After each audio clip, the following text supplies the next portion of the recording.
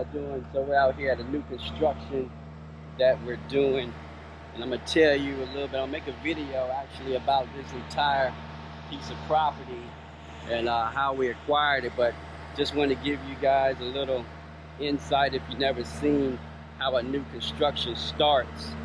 So what we're doing today is digging the footing to the property.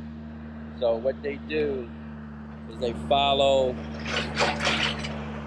some lines of where the outline of the home will be, and in this area it'll be filled up with rebar,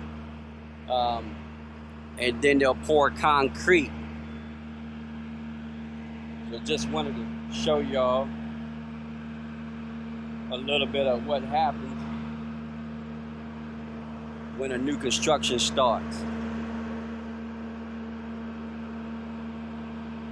And that's the backhoe that they're using to dig, and what he's holding right there is called a transium, so we can make sure everything's level.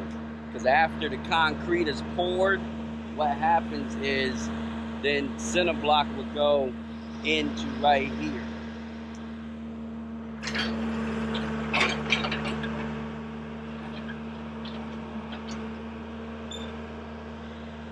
Alright, just wanted to give you guys a little insight of what happens the start of a new construction.